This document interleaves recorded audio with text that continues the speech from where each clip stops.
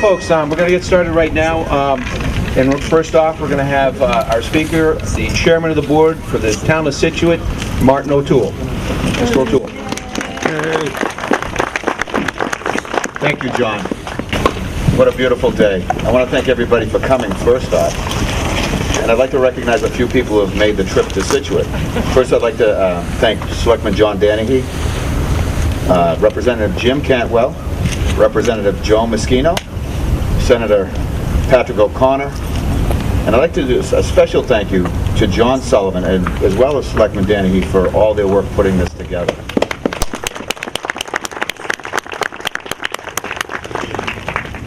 I'm going to read a proclamation from the town of Scituate. It's the Easter Irish Rising Proclamation. Whereas the Irish Republican Brotherhood, led by Professor McNeil, had arranged for a parade to be held on Easter Sunday to organize a rebellion. But when the parade was officially canceled, a few Irish decided to go ahead with the rising. And whereas in 1916, on the morning of Monday, April 24th, about 1,200 members of the Irish Volunteers and Irish Citizen Army mustered at several locations in central Dublin to occupy a number of buildings, selected because of their position near barracks and major routes in the city.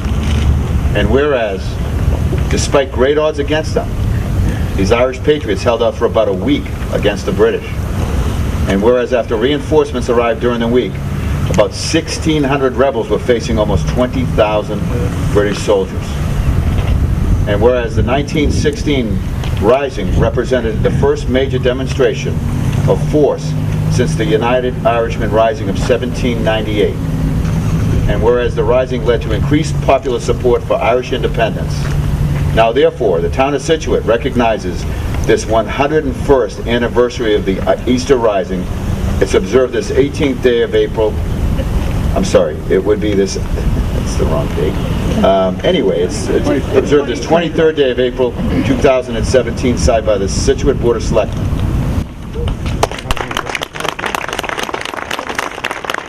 Next, I would like to introduce Patricia McCarthy.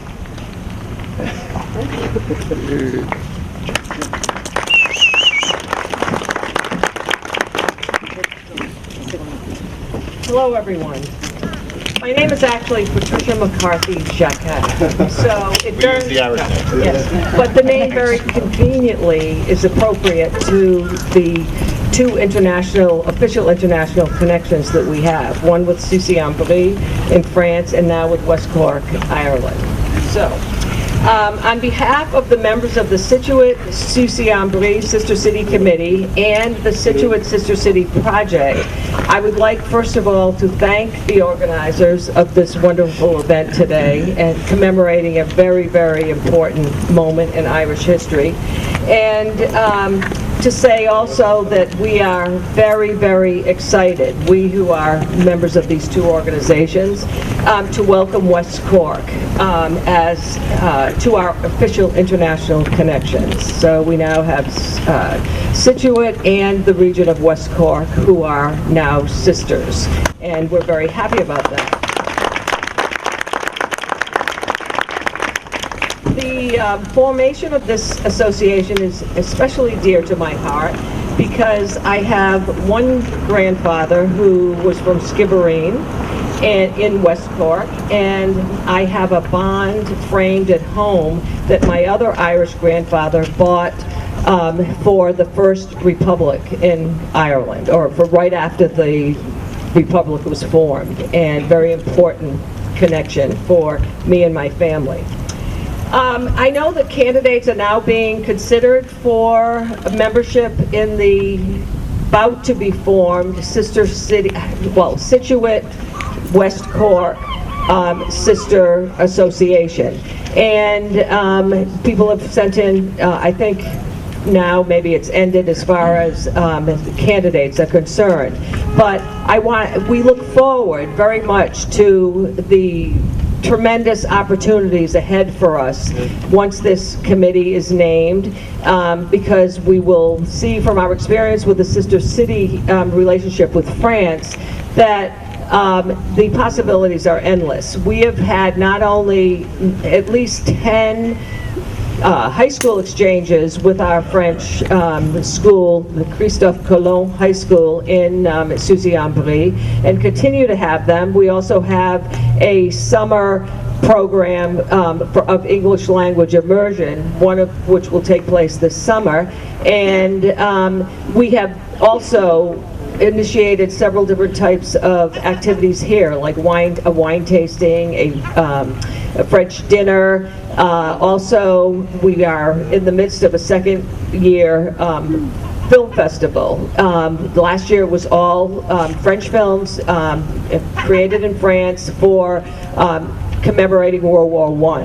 And this year we added 2 Irish films, we had a French film, and we are this Friday going to offer a Spanish film. So this is just some of the things that can be done. When we met with the delegation from West Cork, they told us that they're very interested in having sports exchanges, culinary exchanges, artistic, commercial. It's really wide open. So we really hope that all of you will become involved in this new endeavor, and that you will join the Scituate Sister City project, which is open to everyone, whereas the committees have a limited membership. But the Scituate Sister City project, which has a website, will enable you to know everything. You'll receive any notifications of events taking place.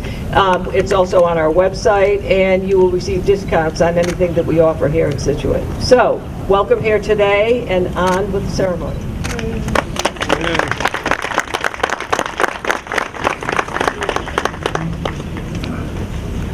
Thank you, Jim. Your camera. Another round of applause for Patricia. Thank you, Patricia. My name is Jim Cantelani. I have the distinct honor of representing Scituate and part of the Irish Riviera, Scituate and Marshfield. But I bring tidings from Patrick O'Connor, our state senator, who's Irish as can be. A state representative also here for Scituate, Joan Moschino, whose mom's name is Fahey. So we all bring together our Irish heritage. And wanted to say thanks on behalf of the Commonwealth. First of all, thanks to both John Sullivan and John Dennehy for bringing this both years. We were here last year, I think for both Johns, I think we were the only community, at least in New England, that was commemorating the 100th anniversary of the Easter Rebellion. And it's so important for us to remember our heritage, as we do always here in Scituate. It was really that dedicated group that brought attention, the Irish volunteers, who brought attention to the desire for Irish independence, and they pulled greatly from our own Declaration of Independence in what they were trying to do. Like our independence, by the way, people were largely indifferent at that time until the British acted in such a violent and over-dramatic, and by murdering people, as we know that they've done to others, it really turned the number of people. And I have a poem here that I'm only going to read one of the verses by Yeats in just one moment. But I did want to mention for our sister relationship that Patricia did such a great job. We had the delegation from West Cork. We like to point out that our one little town here of Scituate, it takes all of West Cork to catch up with all that we do here for heritage and for great culinary. And Brian Houlihan from the galley, it was so kind of you to host us all that particular day. I just wanted to make sure to say on behalf of the Commonwealth, we'll read this one verse from Easter 1916 from William Butler Yeats. And again, someone who was indifferent at the time and in fact thought that independence would come without the uprising. After seeing how the British overreacted, it turned public opinion. Here's one verse. Too long a sacrifice can make a stone of the heart. Oh, when may it suffice? That is heaven's part, our part, to murmur name upon name, as a mother names her child when sleep at last has come, on limbs that had run wild. What is it but nightfall? No, not night but death. Was it needless death after all? For England may keep faith, for all that is said and done, we know their dreams enough to know they dreamed and are dead. And what if excess of love bewildered them till they died? I write it out in a verse, MacDonough and McBride, and Connolly and Pierce. Now and in time to be, wherever green is worn, our change utterly, a terrible beauty is born. Those were Yeats's words, saying of how that was the awakening that came from the Easter Uprising. It's my great honor to pass the baton and the microphone on now to John Travers, who's the president of the Ancient Order of Hibernians, along with the Father Murphy, John Murphy Division. We're so pleased to have you here, John. Thank you so very much. Please come right along. And I'll hold the flag behind you. Thank you very much. Thank you all for coming today. I'm going to get this fly off my hand.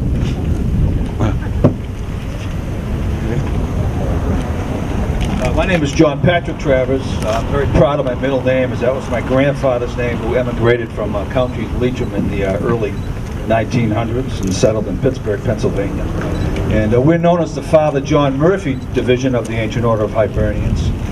Father John Murphy was a young Irish Catholic priest who unwittingly got involved in the Irish Rebellion of 1798. He initially was a pacifist and did not want to get involved, and as circumstances changed, he actually bore arms against the oppressors and actually became a leader of the rebellion in 1798. And Father Murphy was captured, tortured, and summarily executed, and with many hundreds of other people who rebelled against the crown at that time. We've taken his name to honor his memory. There's also a statue in Market Square in the town of Tullow in County Carlow that commemorates Father Murphy's sacrifice, as well as others who gave their life in the search of freedom. People often ask me, what does Hibernia mean, or what does that name come from? Well, it's actually a Latin name, and it's believed that the Romans used that when they occupied Ireland, and they also called England Britannia. Now it's Great Britain, and Scotland was known as Caledonia. If you ask my children when they were younger what the Ancient Order of Hibernians was, they would tell you that you had to be really old and you had to drink Guinness. Well, I don't think I'm that old, but I do enjoy a pint every now and then. But as a Hibernian, we try to live our lives with our national motto, which is friendship, unity, and Christian charity. And part of our charitable givings, we support some of the Catholic parishes on the South Shore. We also have a scholarship fund at one of the parochial high schools on the South Shore, and we raise a little bit of money and we try to give it away to individuals or groups in need that we can help benefit them. And if I just may read just a little brief history of the Hibernians. The Ancient Order of Hibernians is the Catholic Irish-American fraternal organization founded in New York City on May 4th, 1836. The order can trace its roots back to the parent organization of the same name that has existed in Ireland for more than 300 years. Oh, while other organizations share a common thread, the North American AOH is separate and a much larger, it's actually a nationwide organization. The order evolved from a need in the early 1600s to protect the lives of priests who risked imminent death to keep the Catholic faith alive in occupied Ireland after the reign of England's King Henry VIII.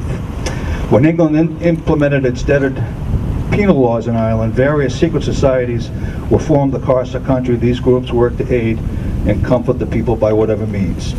When the Hibernians were formed in 1836, they protected the immigrants as they got off the boat, so to speak. There were groups who were obviously anti-Irish, and they would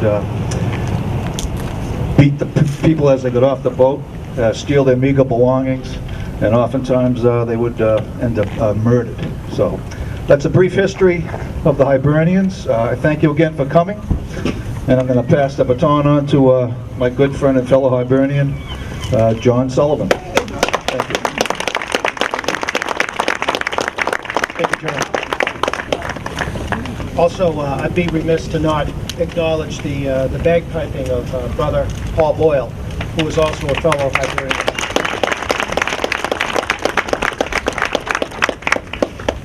The proclamation, which I'm about to read, was read for the first time on the steps of the GPO. What happened in Dublin on April 24th, 1916 is the volunteers and the leaders met at the Liberty Hall in Dublin and then marched to the GPO. And they took over the GPO, and then Porrick Pierce stood out front and read this proclamation.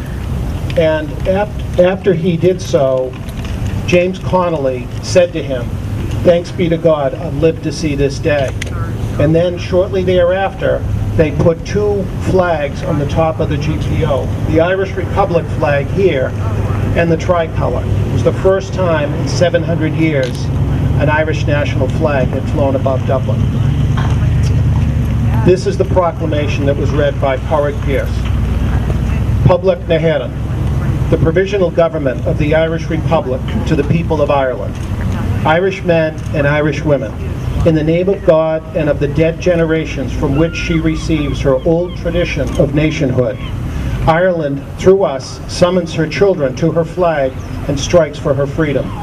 Having organized and trained her manhood through her secret revolutionary organization, the Irish Republican Brotherhood, and through her open military organizations, the Irish Volunteers and the Irish Citizen Army, having patiently perfected her discipline, having resolutely waited for the right moment to reveal itself, she now seizes that moment, and supported by her exiled children in America and by gallant allies in Europe, but relying in the first on her own strength, she strikes in full confidence of victory. We declare the right of the people of Ireland to the ownership of Ireland and to the unfettered control of Irish destinies to be sovereign and indefeasible. The long usurpation of that right by a foreign people and government has not extinguished the right, nor can it ever be extinguished, except by the destruction of the Irish people.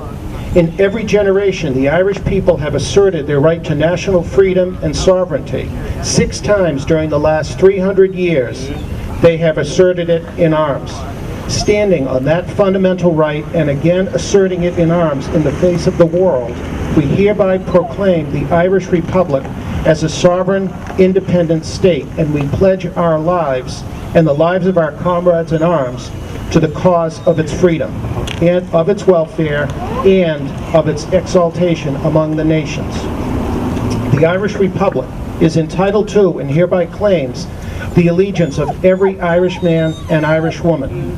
The Republic guarantees religious and civil liberty, equal rights and equal opportunities to all its citizens, and declared its resolve to pursue the happiness and prosperity of the whole nation and of all its parts, cherishing all the children of the nation equally, and oblivious to the differences carefully fostered by an alien government which have divided a minority from the majority in the past.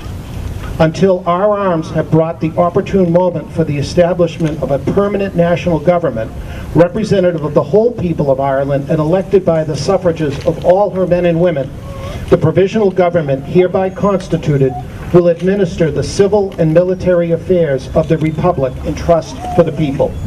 We place the cause of the Irish Republic under the protection of the Most High God, whose blessing we invoke upon our arms, and we pray that no one who serves that cause will dishonor it by cowardice, inhumanity, or rapine. In this supreme hour, the Irish nation must, by its valor and discipline, and by the readiness of its children to sacrifice themselves for the common good, prove itself worthy for the august destiny to which it is called. Signed on the behalf of the Provisional Government, Thomas J. Clark, Sean McDermott, P.H. Pierce, James Connolly, Thomas McDonough, Eamon Kent, Joseph Plunkett.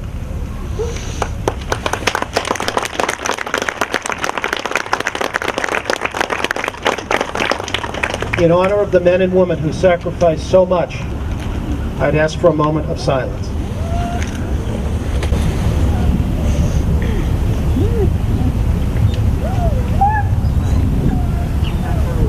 Thank you. I'm honored today to introduce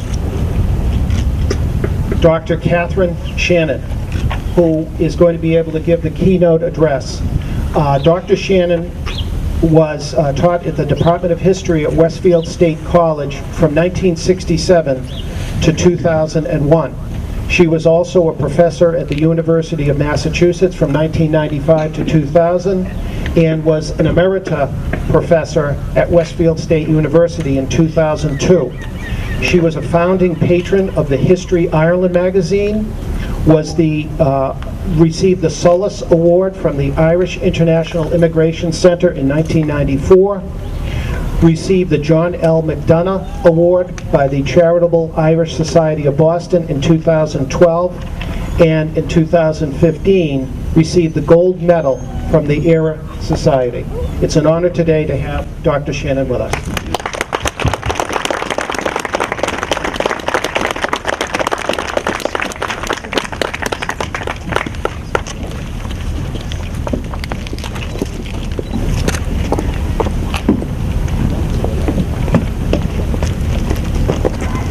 Thank you very much, John, and the local Scituate officials for...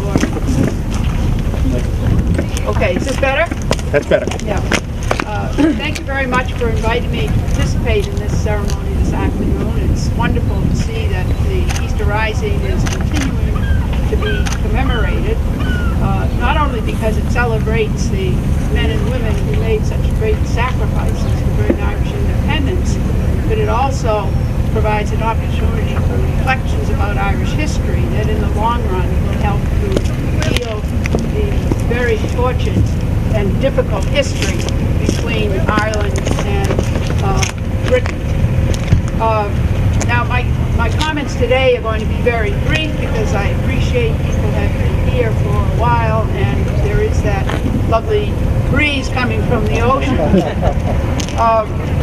And what I'm going to focus on is the previous commemorations of the Easter Rising that took place in 1966, 1991, the 75th anniversary, and the recent one last year, the 100th anniversary of the Rising.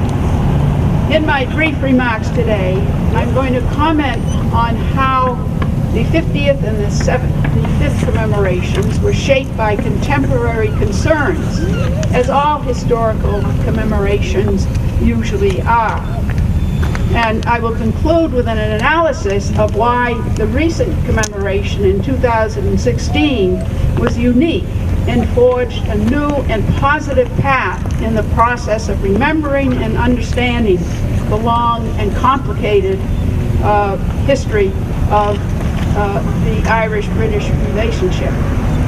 Now, the 50th anniversary of the Easter Rising in 1966 occurred at a time when the Republic of Ireland was emerging as a modern state with fairly good economic prospects and a highly respected position as a member of the international community, given its UN participation in peacekeeping and the humanitarian assistance it provided to many third world countries. The Irish government wanted that event to be perceived as a celebration of all the events that led up to the Irish independence in 1921, not just the events of 1916. And this was because in 1918 and again in 1922, the idea of an independent Ireland based on a Republican form of government was validated in elections, in democratic elections. And this gave it a kind of legitimacy which the 1916 effort did not have, since it was the work of a very small group of dedicated and well-meaning people, but who did not have an electoral mandate for their actions. Thus, there was some selectivity in the government's official program in that they tried to curtail Brit bashing in view of ongoing trade relations or negotiations with London and the tentative approaches that the then Taoiseach, Sean Lemass, was making to try to heal the divide between Northern Ireland and the Republic of Ireland that had taken place a few months earlier in his visits with Neil at Stormont. James Connolly, a convinced socialist, obviously was a very, very important leader in the 1916 efforts. and was a significant contributor to the tone of the proclamation, particularly in its promise of social justice for all classes in the country. Yet in 1966, his socialistic analysis was deliberately downplayed, as Ireland was then moving towards a full embrace of capitalism. Thus, Pádraig Pearse and the IRB got more attention than did Connolly and his Citizens' Army. Another neglected group in this commemoration of 1966 was the women of Cumanaban, and most of the women who served in the Citizens' Army.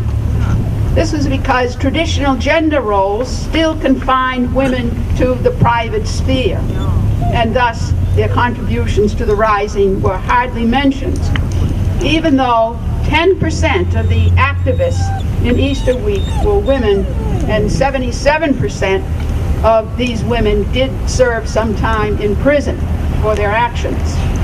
An exception to this whitewash was Countess Markovitz, the Anglo-Irish aristocrat who became not only a fervent nationalist, but also a committed socialist. Now, the 75th anniversary of the Rising in 1991 proved to be a tricky commemoration for the Irish government and society. There was a great reluctance to have an extensive commemoration program involving the military parades and trappings that had taken place in 1966. And this was because the government feared that such a repeat of a triumphalist military parade would give legitimacy to the violent campaign that the Provisional IRA was waging in Northern Ireland, and which by that time had already taken 2,500 lives, most of them of civilians.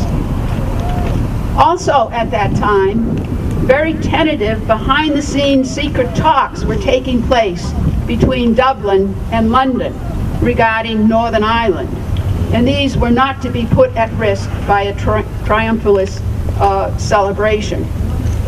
Yet contemporary polls in 1991 revealed that 66% of the population took great pride in the Rising, and the same number believed that the men of 1916 would have disapproved of the Provisional IRA campaign, a view that was reflected in the tiny 2% of votes that Sinn Féin received in Dáil elections until after the signing of the Good Friday Agreement in 1998.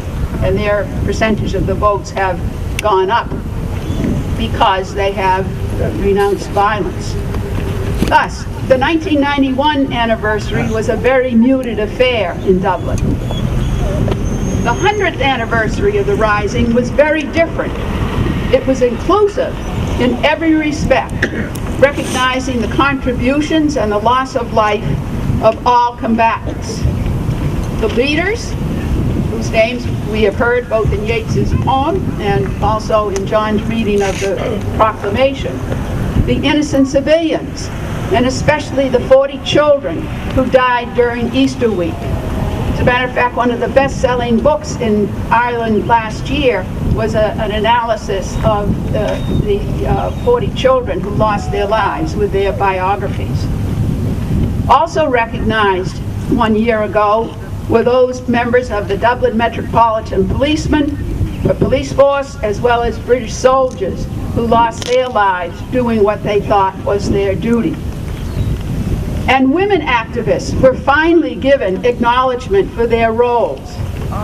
Particularly important was the recognition last year of the wider context in which the Easter Rising took place, the First World War, in which over 250,000 Irish men were serving, and that their relatives at home would have seen the actions of Easter week as something of a betrayal and something that would have put their loved ones at risk.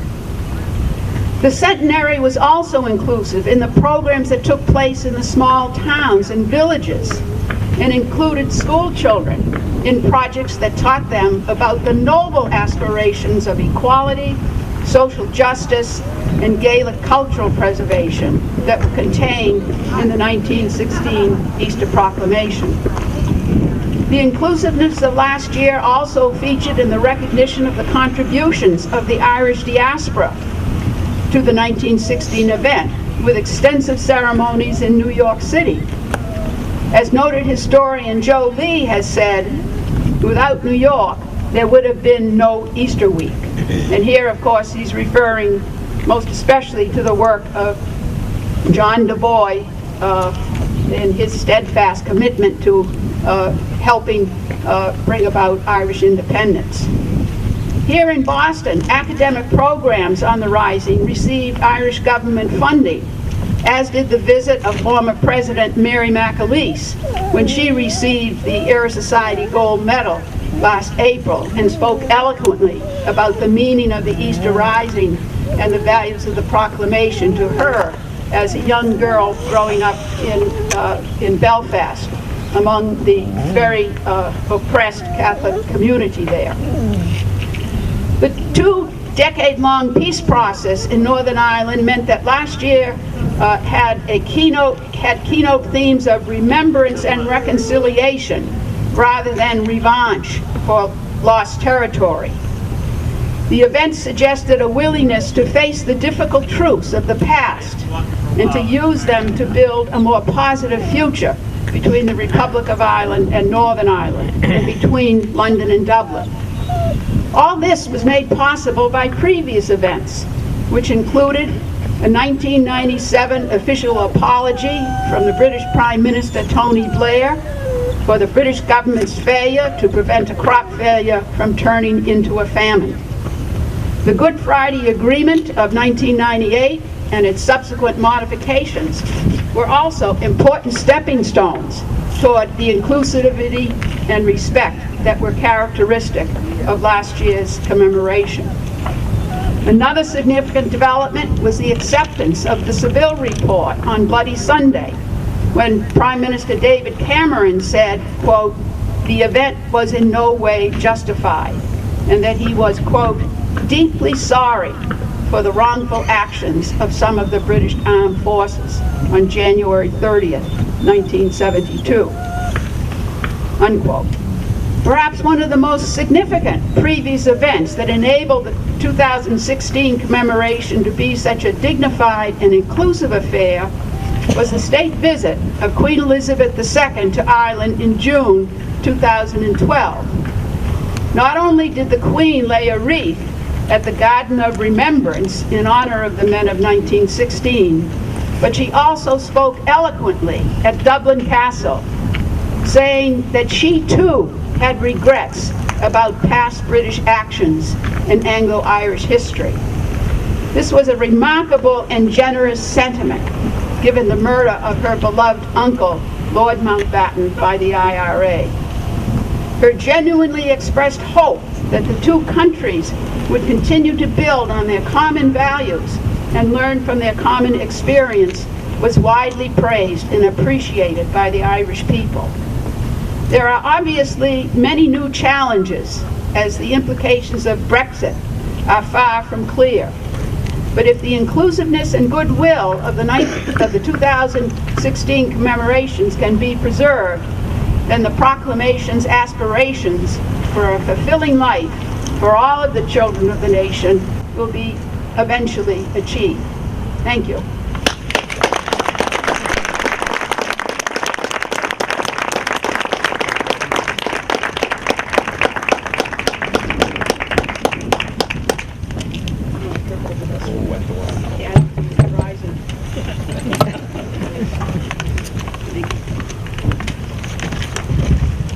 Again, thank you very much, Catherine, for wonderful words. Some of you have a green sheet in front of you. We're going to be singing two national anthems. The first one's the Irish national anthem. And I believe John, are you going to start the... All right, so if we could, I know there are some Irish out there who actually are from there. They know it by heart, so you don't need the green sheet. You can help us along. and then afterwards we're going to be singing the We'll both United start. States, the Star Spangled Banner. So if we could. Yeah. We'll sing you a song, a soldier's song, with cheery rising chorus.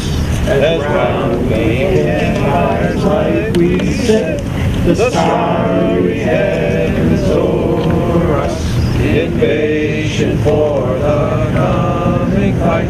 And as we wait the morning's light, here in the silence of the night, we'll chant a soldier's song. Soldiers are we, whose lives are pledged to Ireland. Some have come from a land beyond the waves, sworn to be free. No more our ancient Ireland shall shelter the despot or the slave. Tonight we mend the bond of wealth in Erin's cause, come woe or will. Mid cannons roar and rifles peal, we'll chant a soldier's song. Good job. Just like we were. All right. Now everybody knows this next one. So we can start with, oh, say, can you see by the dawn's early light what so proudly we hail at the twilight's last gleam, whose broad stripes and bright stars through the perilous fight, o'er the ramparts we watch, words of gallantry stream, and the rocket's red glare, the monsters swing in air, gave through the night, and our flag was still there.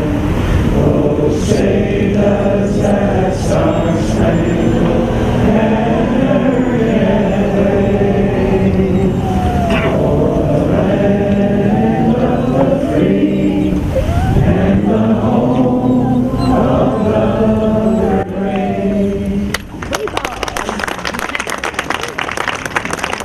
Folks, just want to say thank you very much. I want to thank the speakers. I want to thank John Sullivan for actually putting this together and making sure this happened. But more importantly, I want to thank all of you for coming out.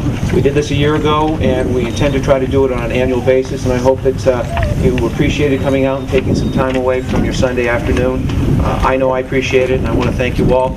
From here out, if you'd like to, some people are going to be getting together over at the Mill Wharf for some refreshments. And again, thank you very much for commemorating this day.